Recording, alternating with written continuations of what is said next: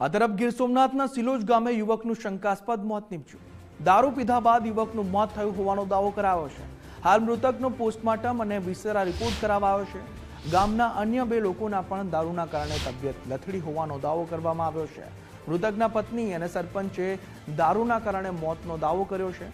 પ્રાથમિક તપાસમાં હાર્ટ એટેકથી મોતનું સામે આવ્યું છે તેવું કારણ સામે આવી રહ્યું છે કે હાર્ટ એટેક આવ્યો। હાલ પરિવારજનોએ નિષ્પક્ષ તપાસની માંગ કરી છે। ગામમાં બેફામ દારૂ વેચાતો હોવાનો સરપંચે આરોપ પણ કર્યો છે। હજુ પણ 2 લોકો હોસ્પિટલમાં દાખલ હોવાનું પણ સામે આવ્યું છે। હાલ પોલીસે સમગ્ર મુદ્દે તપાસ શરૂ કરી છે, પરંતુ આક્ષેપ કરવામાં આવી રહ્યા છે કે દારૂ પીધા બાદ જ તે યુવકનું શંકાસ્પદ મોત થયું છે।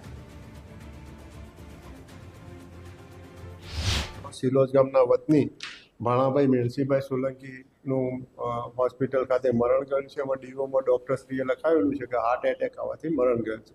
એટલે પ્રાથમિક ડૉક્ટરે જે તપાસ કરી છે એમાં હાર્ટ એટેક હોવાની શક્યતા છે।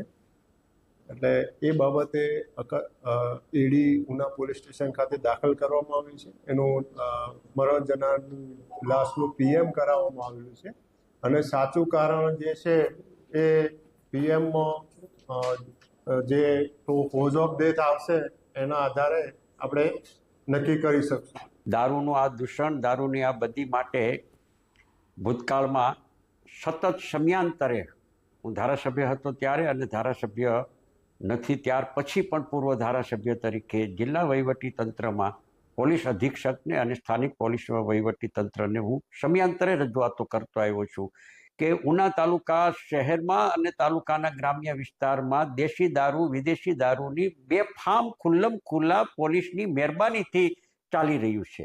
આટલું જ નહીં, ગીર સોમનાથ જિલ્લામાં પણ આ જ પ્રકારે તમામ 6 તાલુકાની અંદર ગીર સોમનાથ જિલ્લા વહીવટી તંત્રની મહેરબાનીથી આ દારૂનો ધંધો બેફામ ચાલી રહ્યો છે। યુવા ધન જે છે એ બગડતું જાય છે, એટલું જ નહીં પણ ખલાસ થતું જાય છે।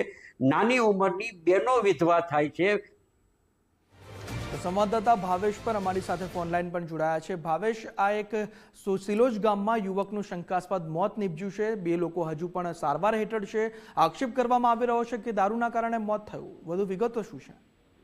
જી, ચોક્કસથી હું તમને જણાવ્યું તો આ ઘટના જે છે તે સિલોજ ગામની છે। સિલોજ ગામે એક ખેત મજૂર જે છે તેઓ પોતાના ઘરે આવ્યા હતા અને તેની તબિયત લથડી હતી અને તેને ઉના સારવાર અર્થે ખસેડવામાં આવતા તેમને ડોક્ટરે મૃત જાહેર કર્યા હતા। ત્યારે તેમના પરિવારનો આક્ષેપ હતો કે તેને દેશી દારૂ પીધો હોય એને લઈ અને તેમનું મૃત્યુ થયું હોય। ત્યારે સમગ્ર મામલે પોલીસ જે છે તેનું કહેવાનું એવું આની મૃતકની એડી નોંધી અને તેમનું પોલીસનું કહેવાનું હતું કે આ જે છે મૃતક તેઓનો રિપોર્ટ આવ્યા બાદ સાચું કારણ ખબર પડશે। હાલ તો તેનું હાર્ટ એટેકથી મૃત્યુ થયું હોવાનું પોલીસ જણાવી રહી છે। તો બીજી તરફ વાત કરીએ તો બીજા 2 અન્ય વ્યક્તિઓ જે છે તેને પણ સારવાર અર્થે દારૂ પીધા બાદ ખસેડવામાં આવ્યા હતા, જેમાંથી એક યુવાન જે છે તેને વધુ સારવાર માટે જુનાગઢ ખાતે ખસેડવામાં આવ્યો છે। ત્યારે ક્યાંક ને ક્યાંક આ દેશી દારૂની જે રેલમ છેલ પર ક્યાંક ને ક્યાંક સવાલો ઉઠી રહ્યા છે।